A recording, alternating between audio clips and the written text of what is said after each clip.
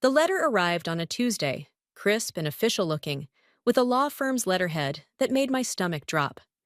I'd spent years building a life where my father's absence couldn't touch me, but there it was, his ghost, delivered by priority mail.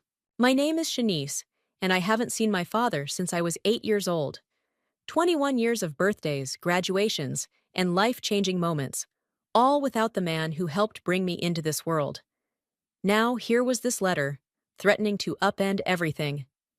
"Girl, you're shaking," my best friend Alia said, watching me from across my kitchen counter. "Open it already."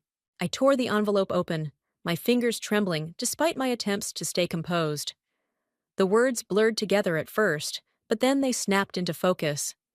"Dear Ms. Rose, we regret to inform you of the passing of your father, Michael Cox." "He's dead," I whispered, more to myself than to Alia. The letter continued, mentioning something about a will reading and potential inheritance. Alia moved around the counter to stand beside me. "You okay?" "I should be," I said, forcing a laugh that sounded hollow even to my ears. "He's been dead to me for years anyway, right?" My phone buzzed, Mom calling, as if she somehow knew. I answered on speaker. "Baby, did you get a letter?" Mom's voice was tight with concern. "Yeah, just now. Did you know? I saw it in the obituary section yesterday. I've been trying to figure out how to tell you." I sank into a kitchen chair, the letter still clutched in my hand. "There's going to be a will reading. They want me there." "Are you going?" Mom asked. "I don't know if I—" "You should go," Aaliyah cut in. "If nothing else, to look that family of his in the eye. The other family, the replacement family, the wife and kids he chose over us." My stomach churned at the thought of meeting them. "The reading's on Friday," I said, scanning the letter again. "At the offices of Bruce Cox and Associates. I'll go with you," Aaliyah offered immediately. I shook my head. "No, this is something I need to do alone." Friday came too quickly. I chose my outfit carefully, a charcoal gray pantsuit that made me feel armored. The law office was housed in a gleaming downtown building, all glass and steel. As I stepped into the elevator, my reflection showed a woman who looked far more confident than I felt. The conference room was already occupied when I arrived. A man and woman sat on one side of the long table. They had to be Calvin and Mara, my half-siblings. They had his eyes. Our eyes. Ms. Rose, a distinguished older man, greeted me, extending his hand. "I'm Bruce Cox. Please, have a seat." Calvin's gaze followed me as I sat down, his expression cold and assessing. Mara at least attempted a smile, though it didn't reach her eyes. "Now that we're all here," Bruce began, "let's proceed with the reading." What followed was a detailed accounting of my father's estate. Properties, investments, artwork, millions in assets, all meticulously catalogued. And then came the distribution. "To my children, Calvin and Mara Cox, I leave the entirety of my estate, to be divided equally between them." The words hit me like a physical blow. Nothing. Not even a mention of my name. "There must be some mistake," I heard myself say. I'm afraid not," Bruce replied, his expression sympathetic. "The will is quite clear." Calvin let out a small, satisfied sound. "Did you really expect anything else?" "Calvin," Mara warned quietly. I stood up, my chair scraping against the floor. 21 years of nothing, and he couldn't even acknowledge me in his will? "Ms. Rose," Bruce started. "No," I cut him off.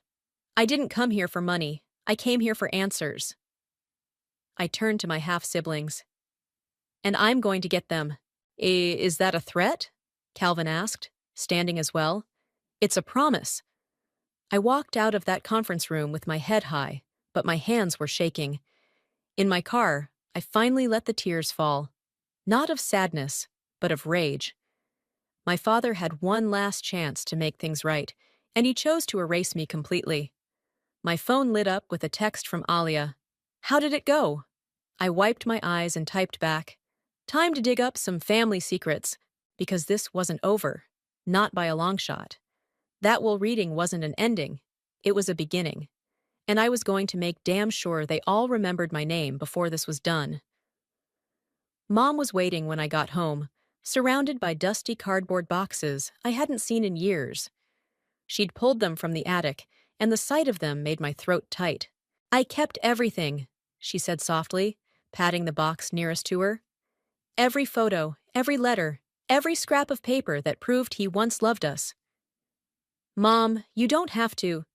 "Yes, I do." She pulled out a leather-bound photo album. "If you're going to fight this battle, you need ammunition." I sat cross-legged on the floor beside her as she opened the album. The first photo knocked the wind out of me, my father holding newborn me in the hospital, looking at me like I was his whole world. "He used to take you to the park every Sunday," Mom said, turning pages. "Rain or shine. Said his little princess needed her castle time." The photos told a story I barely remembered. Me on his shoulders at the zoo. Birthday parties where he wore silly party hats. Christmas mornings with him filming while I opened presents. "What changed?" I whispered. "These pictures. He looks so happy." Mom's hands stilled on a particular photo. Dad in a suit, standing next to a distinguished-looking older man at what appeared to be a corporate event. "That's Winston Hicks," she said. "Your step-sibling's grandfather. He offered your father a position at his company right around the time everything fell apart." I grabbed the photo, studying it closer.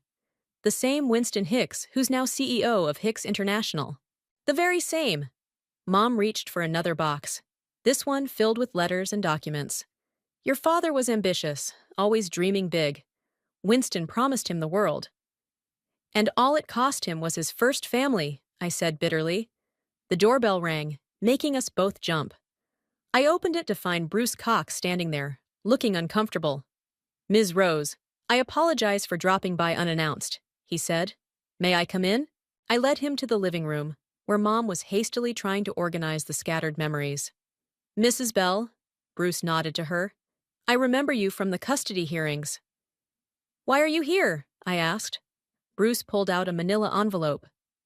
"There's something you should know. Your father. He tried to change his will 3 months ago." My heart skipped. "What?" "He came to my office, wanted to include you. But before we could finalize the changes..." Bruce spread his hands helplessly. "Let me guess. He had a convenient accident?" Mom's voice was sharp. "A stroke," Bruce corrected. "Very sudden. The new will was never signed." I laughed humorlessly. "How perfect for them." "There's more," Bruce continued. "Your father left this with me." He handed me the envelope. "He made me promise to give it to you if anything happened to him before the new will was executed." Inside was a USB drive and a handwritten note. "The truth about everything. Be careful who you trust." "What's on it?" I asked Bruce. "I don't know." He was very specific. Only you could see it. After Bruce left, I plugged the drive into my laptop. It contained hundreds of files, emails, financial records, photos, and voice recordings spanning 2 decades. "Oh my God," I breathed, opening a folder labeled Winston Hicks, Evidence. "What is it?" Mom leaned over my shoulder. "Mom, proof of fraud, embezzlement, corporate espionage." I scrolled through document after document. Dad was gathering evidence against Winston. That's why he tried to change the will, Mom realized. He knew they might come after him. My phone buzzed. A text from an unknown number. "We need to talk. About Dad." "Mara." I showed Mom the message. "Think it's a trap?" "Probably," she said. "But you're going anyway, aren't you?" I was already grabbing my keys. "I'll meet her in public, the coffee shop on 5th. "Shanice!" Mom called as I reached the door. She held up the photo of Dad and Winston. "Be careful. That man destroyed our family once. Don't underestimate what he'll do to protect himself." I nodded, tucking the USB drive securely in my pocket.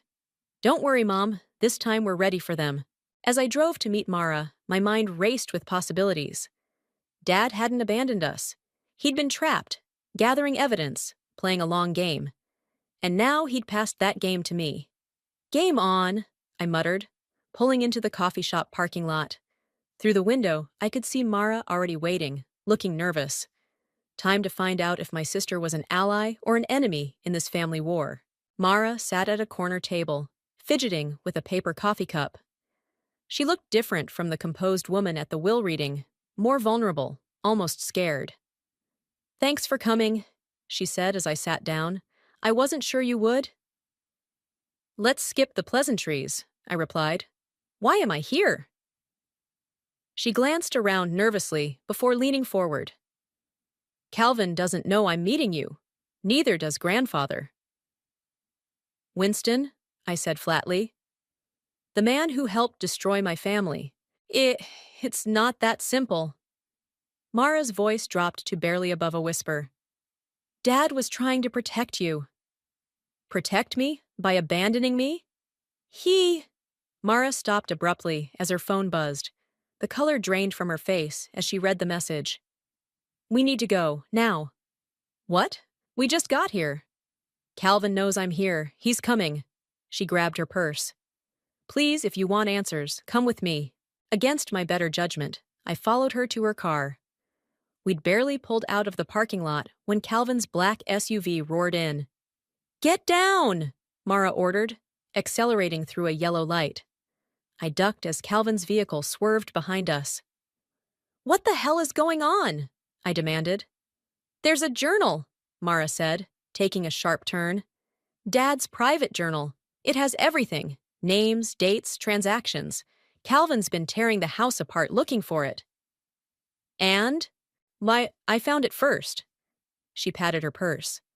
"I was going to give it to you, but Calvin must have followed me."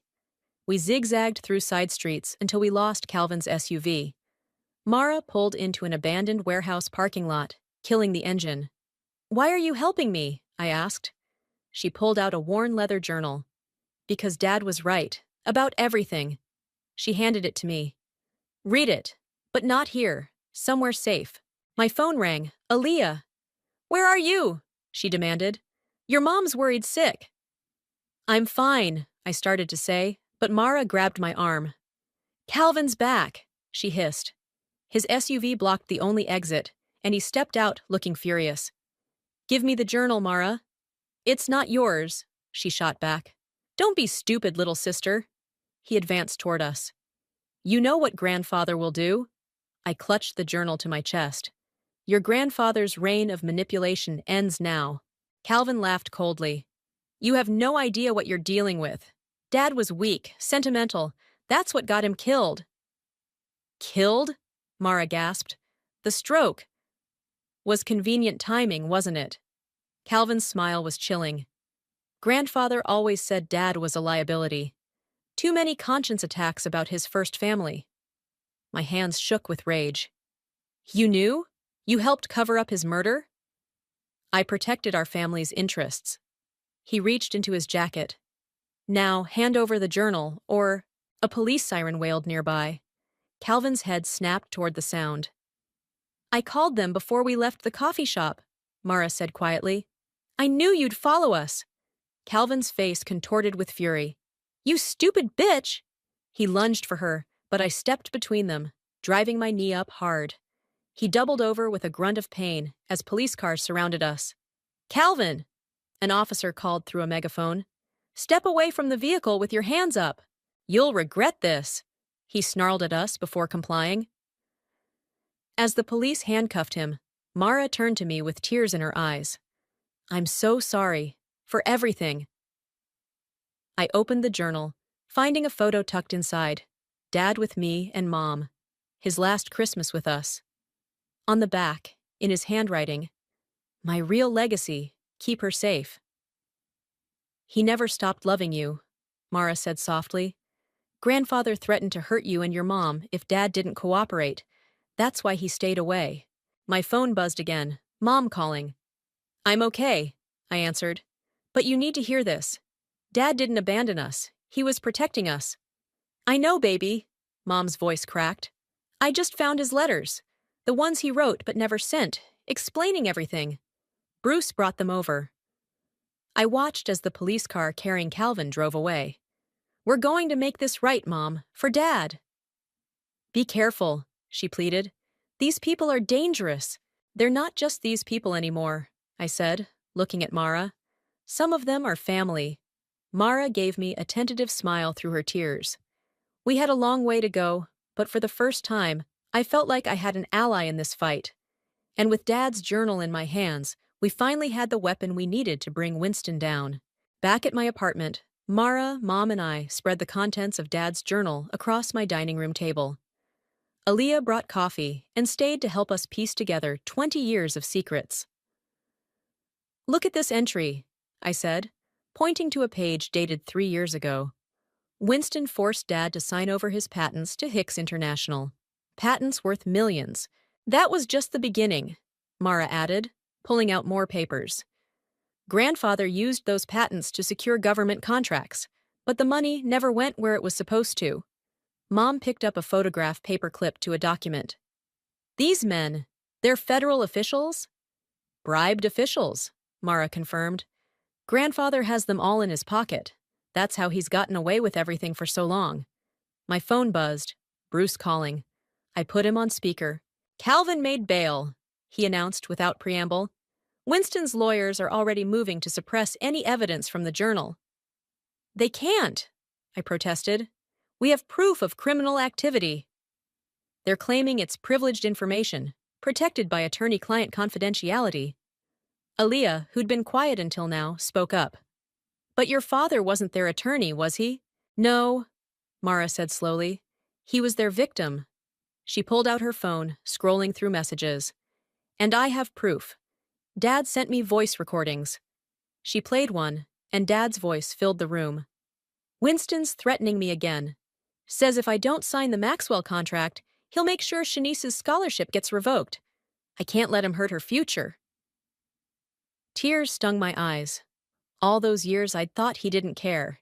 He'd been fighting for me from the shadows. There's more, Mara continued. Videos of grandfather's meetings, offshore account numbers, everything Dad could gather. He was building a case. But why didn't he go to the authorities? Aaliyah asked. Mom's hands trembled as she held up another letter. Because of this. She read aloud. Winston has people everywhere. Police, judges, regulators. One wrong move, and my family pays the price. I have to be patient, gather everything, make it too big to bury. And now we have it all, I said. The journal, the USB drive, Mara's recordings. Bruce's voice crackled through the speaker. Be careful. Calvin's release came with conditions, but Winston's not bound by them. He'll be coming for that evidence. As if on cue, my building's security alarm blared. Mara rushed to the window. Grandfather's car just pulled up, with Calvin. Back door, I ordered, grabbing the journal and my laptop. Now! We scrambled to gather everything as heavy footsteps thundered up the stairs. Mom shoved the loose papers into her bag, while Aaliyah grabbed the rest of the drives. Fire escape, I directed. But as we reached it, we heard voices below. They've got people down there too, Mara whispered. A loud knock rattled my front door. Shanice! Winston's voice boomed. Let's discuss this like reasonable people. Like you discussed things with Dad? I called back. Right before his convenient stroke? You're making dangerous accusations, young lady. While he talked, Aaliyah was texting frantically. She showed me her phone. Police on their way. Keep him talking. You killed him, I continued, my voice breaking. Your own son-in-law, because he finally stood up to you. I protected my family's interests, Winston replied coldly, just as I'm doing now. The door shuddered under heavy impact. They were trying to break in. Mara grabbed my arm. The neighbor's balcony. We can reach it from here. Mom looked terrified but determined. Go. I'll hold them off. Mom, no! I lost your father to them, she said firmly. I won't lose you too. The door splintered. Mom pushed us toward the balcony as Winston and his men burst in. Rachel, Winston said smoothly, still interfering after all these years. Still destroying families, Winston. Mom stood her ground. The police are coming. They'll find everything. The police work for me, he smirked. But the FBI doesn't. Everyone froze. Bruce's voice came from Mom's phone, still connected. Agent Martinez, did you get all that? A new voice responded. Every word, counselor. All units move in. Sirens wailed outside. Winston's face contorted with rage as he lunged for Mom, but Aaliyah swung her heavy bag, catching him in the chest. He stumbled back as federal agents swarmed through both doors. Winston Hicks, an agent announced, you're under arrest for conspiracy, fraud, and suspicion of murder. As they led Winston and Calvin away in handcuffs, I hugged Mom tight. That was terrifying and brilliant. Bruce called the FBI right after Calvin's arrest, she explained. We just needed Winston to incriminate himself. Mara watched her grandfather being driven away, her expression a mix of relief and sadness. Dad would be proud, she said quietly. Of all of us, the evidence was safe, but our fight wasn't over yet. We still had a court battle ahead, and a family to rebuild from the ashes of Winston's destruction. The federal courthouse buzzed with tension as Bruce prepped us for the preliminary hearing. We sat in a small conference room, surrounded by boxes of evidence and empty coffee cups. They'll try to discredit you both, Bruce warned, looking between me and Mara. Winston's lawyers are already spinning a story about disgruntled family members seeking revenge. Let them, I said. We have proof. We also have a problem. Bruce slid a newspaper across the table. The headline made my stomach drop. Key witness in Hicks case found dead. Marcus Thompson, Mara read, her voice shaking. Dad's old assistant. He was supposed to testify about the patent transfers. Apparent suicide, Bruce said grimly, though the timing is suspicious. Mom gripped my hand. They're sending a message. We can't back down now, I insisted. Dad died trying to expose this. A knock at the door made us all jump. Agent Martinez entered, looking grave. Calvin's agreed to testify against Winston, she announced, in exchange for immunity. He's lying, Mara burst out. He'll say whatever grandfather tells him to. Actually, Martinez replied, he's afraid. Says Winston ordered him to handle Marcus, but he couldn't go through with it. Someone else did the job. My phone buzzed with a text from Alia. Turn on the news now. I grabbed the remote for the conference room TV. A reporter stood outside Hicks International headquarters. Breaking news: thousands of internal documents from Hicks International have just been leaked online, revealing decades of corporate fraud and criminal activity. How? Bruce breathed. Mara's phone chimed. She read the message and smiled. The IT department. They were loyal to Dad, not grandfather. They've been waiting for the right moment. This changes everything, Martinez said. The prosecution wants to move forward immediately. Can you both testify tomorrow? Before we could answer, the fire alarm blared. Security guards rushed in. The building's being evacuated, one announced. Bomb threat. Another intimidation tactic, Bruce muttered as we hurried down the stairs. Outside, reporters swarmed us. Through the chaos, I spotted a familiar face, Winston's personal assistant, hurrying toward a waiting car. She's carrying Dad's briefcase, Mara gasped, the one that went missing after he died. I took off running, Mara right behind me. The assistant saw us coming and broke into a sprint, but she wasn't fast enough. I caught her arm as she reached for the car door. Give me the briefcase, I demanded. You don't understand, she pleaded. He'll kill me. We can protect you, Agent Martinez said, catching up to us. But we need what's in that briefcase. The assistant's hands trembled as she handed it over. Inside, we found a thumb drive and a sealed envelope addressed to me and Mara. Back at my apartment, under FBI protection, we opened the letter together. My daughters, Mara read aloud, tears streaming down her face. If you're reading this, I've failed to make things right while alive. The thumb drive contains recordings of every conversation I've had with Winston over the past 5 years, including the day he threatened to kill me. Keep reading, I whispered. Shanice, I never stopped loving you. Every decision I made, every compromise that broke my heart, was to keep you safe. Mara, you have your mother's strength and your sister's courage. Together, you can finish what I started. Trust each other. The truth is, your shield. Mom wrapped her arms around both of us as we cried. "We have everything we need now," Bruce said softly. "The leaked documents, the briefcase evidence, Calvin's testimony. Winston can't escape this time." My phone rang. An unknown number. I answered on speaker. "You think you've won?" Winston's voice was ice cold. "I built an empire. I've destroyed people far more powerful than you." "No, grandfather," Mara replied. "You built your empire on lies, and Dad gave us the truth to tear it down." "You ungrateful." "Save it for court," I cut him off. "We're not afraid of you anymore." After hanging up, I looked at our unlikely family gathered in my living room. Mom, Mara, Bruce, Aaliyah, Agent Martinez, all united by Dad's final mission. "Tomorrow," Bruce said, "we end this." "For Dad," Mara whispered. "For justice," Mom added. I picked up Dad's journal, running my fingers over his familiar handwriting. "For the truth." Outside, news vans lined the street as the leaked documents continued to expose Winston's crimes. Tomorrow would bring the fight of our lives. But tonight, we had what Winston could never buy or steal: the strength of a family united by love and truth. And that made us unstoppable. The courtroom fell silent as I took the witness stand. Winston sat at the defense table, his expensive suit and confident smirk a stark contrast to Calvin's disheveled appearance beside him. Mara squeezed my hand as I passed by. "Please state your name for the record," the prosecutor began. Shanice Rose.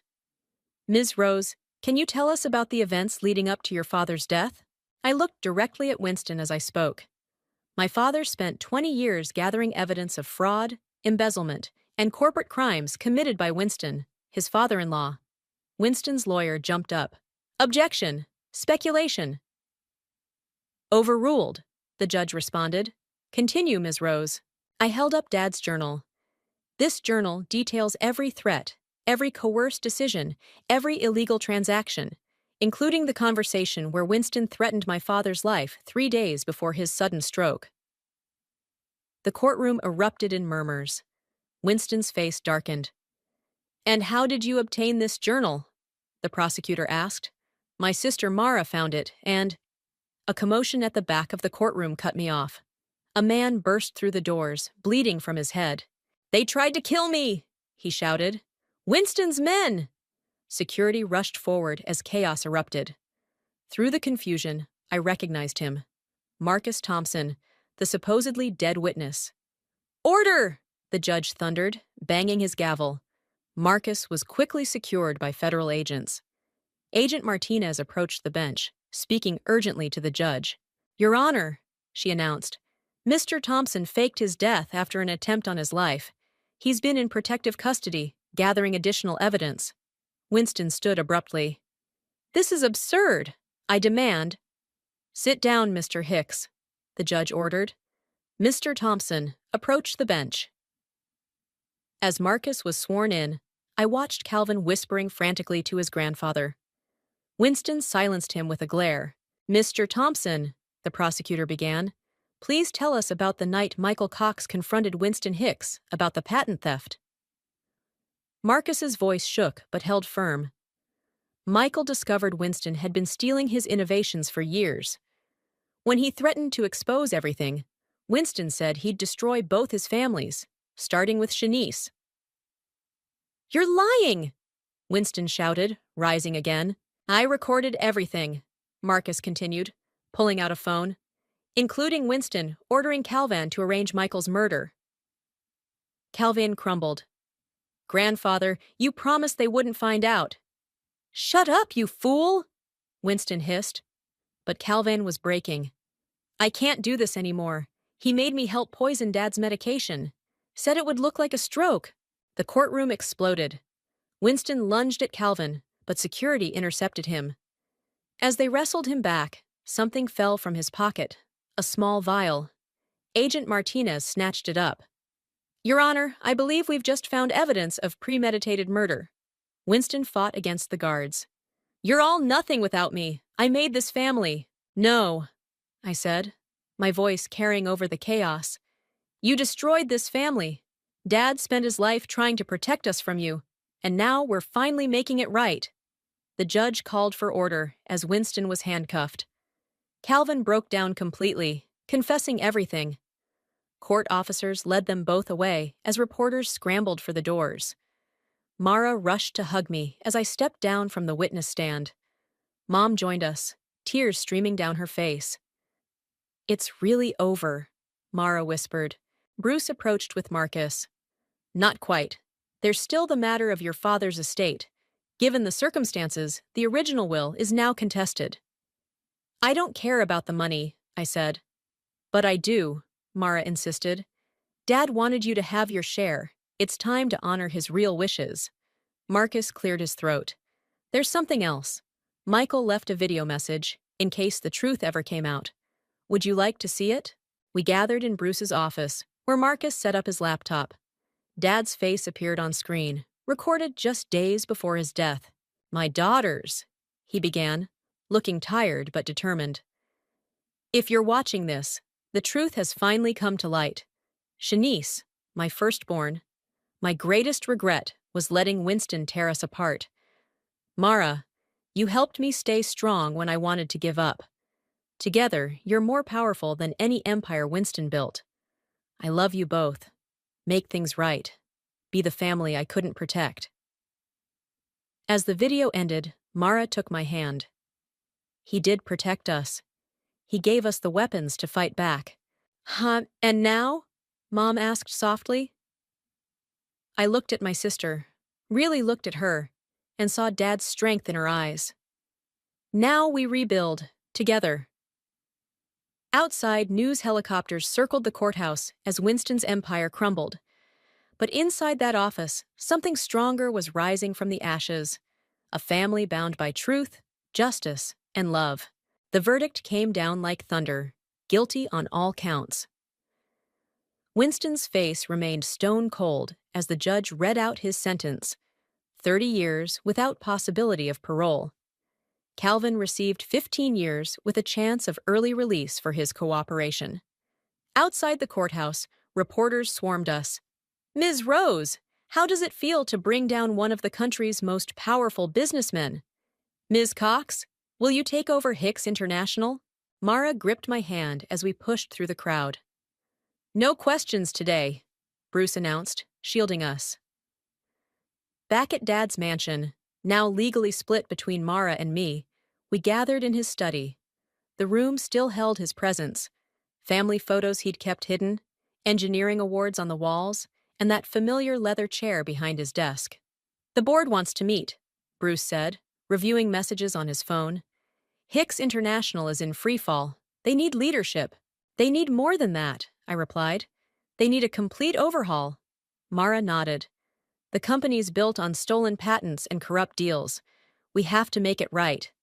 A knock at the door interrupted us. Agent Martinez entered with a team, carrying boxes. "We've finished processing your father's private safe," she announced. "There's something you both need to see." She pulled out a thick folder labeled Restoration Plan. Inside were detailed documents, all in Dad's handwriting. "He had everything planned," Mara breathed, scanning the pages. "Lists of every stolen patent, every wronged inventor, every corrupt contract, and proposals to make amends." "Look at this," I pointed to a section. He wanted to transform the company into an innovation incubator, supporting independent inventors and small startups. "There's more," Agent Martinez added, producing another document.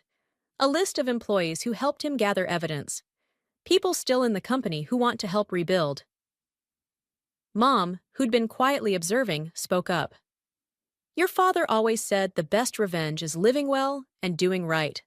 Aaliyah arrived with coffee and takeout. "Have you seen the news? Winston's other victims are coming forward. It's a tsunami of revelations." My phone buzzed. A message from Calvin's lawyer. "Calvin wants to meet," I told the room. "Says he has information about other corrupt executives." "It's a trap," Aaliyah warned. "No," Mara said softly. "He's trying to make amends. I know my brother. He was trapped in grandfather's web too." The next morning, we visited Calvin in prison. He looked smaller somehow, without Winston's shadow looming over him. "I'm sorry," he said immediately. "To both of you. I was a coward." "Yes, you were," I agreed. "But you finally did the right thing." He slid a notebook across the table. "These are names, dates, offshore account numbers. Everything I know about grandfather's partners. They're still out there, still hurting people." Mara touched his hand. "Thank you." Back at the mansion, we called an emergency board meeting. The conference room filled with nervous executives and shareholders. "Hicks International is dead," I announced, standing at the head of the table. "But from its ashes, we're building something new, something honest." Mara unveiled the presentation screen, showing Dad's plans. "Welcome to Rose Innovations, a company built on integrity, not intimidation, on collaboration, not theft." "This is insane," one executive protested. "You'll destroy everything." "No," Bruce countered. "They'll fix everything. And anyone who doesn't like it can leave, preferably before the FBI reviews their involvement in past crimes." The room grew quiet. "We're offering a chance at redemption," I continued. "Help us make this right, or step aside." One by one, people began nodding. A young engineer stood up. "I worked with your father. He protected us from Winston, gave us hope. I'm in." Others followed. By day's end, we had a core team committed to the transformation. That evening, Mara and I sat in Dad's study, sharing a bottle of his favorite whiskey.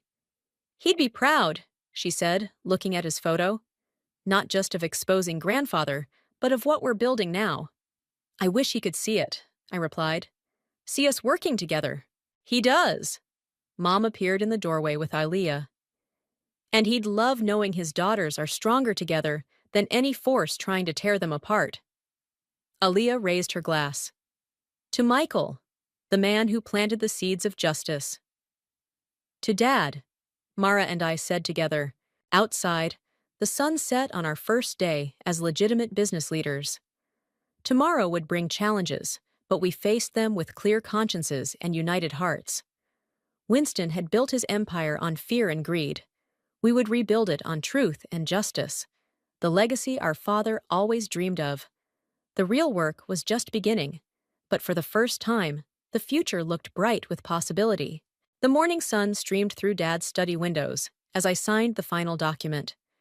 Bruce collected the papers with a satisfied smile. "That's the last of Winston's victims compensated," he announced. "Every stolen patent returned, every wronged inventor repaid." "With interest," Mara added, rubbing her tired eyes. She'd spent countless nights tracking down people Winston had destroyed over the decades. My phone buzzed. A text from the prison warden. "Calvin's being released early for good behavior," I told Mara. "He wants to know if we'll meet him." "Will you?" Mom asked, entering with coffee. "We already did," Mara replied. "Yesterday. He's going to work with Agent Martinez, helping prosecute Winston's remaining conspirators." A knock at the door interrupted us. Ilea entered with Marcus, both grinning. "You need to see this," Ilea said, turning on the TV. A news anchor appeared. "In a historic moment for corporate accountability, Rose Innovations has just been named Most Ethical Company of the Year." The phoenix that rose from Hicks International's ashes has become a model for corporate reform. "That's not all," Marcus added, handing me a tablet. "Remember that young engineer who stayed loyal to your dad? Her team just developed something revolutionary." I scrolled through the technical specifications, my eyes widening. "This could change everything in renewable energy." "Dad would have loved this," Mara said softly. "Real innovation, helping real people." The intercom buzzed. "Ms. Rose, Ms. Cox," our secretary announced. "They're ready for you in the conference room." We entered to find the room packed with familiar faces. Inventors Dad had secretly supported, employees who'd helped expose Winston, even some of our father's old college friends. "Welcome to the first annual Michael Cox Innovation Summit," I announced, "where small inventors get the support they deserve." "And where no one has to compromise their integrity to succeed," Mara added. As we watched inventors presenting their ideas, Mom squeezed my hand. "Look what you've built from all that pain," she whispered. "What we built," I corrected. "All of us." Later that evening, we gathered in Dad's study for what had become our nightly tradition. Mara poured the whiskey while Aaliyah ordered dinner. "I visited grandfather today," Mara said quietly. "He's dying." The room fell silent. "He wanted to apologize?" Mom asked. Mara shook her head. "No. He wanted to warn me that we're making a mistake. Said empires aren't built on kindness." "But legacies are," I replied. "Dad proved that." Bruce arrived with a package. "Speaking of legacies, this came from the storage unit Michael kept secret from Winston." Inside, we found photos, letters, and a small velvet box. The note attached read, "For my daughters, when the truth finally sets us free." The box contained 2 identical lockets. Inside each was a tiny photo of Dad holding baby me, with space for a second picture. "We should take a new photo," Mara suggested, tears in her eyes. "All of us together." As we posed for the picture, Mom, Mara, Aaliyah, Bruce, Marcus, and me, I felt Dad's presence stronger than ever. "The board meeting tomorrow will be interesting," Bruce mused. "Those old guard executives are still fighting the changes." "Let them fight," I said. "We're not backing down." "Never again," Mara agreed. My phone chimed with a message from Agent Martinez.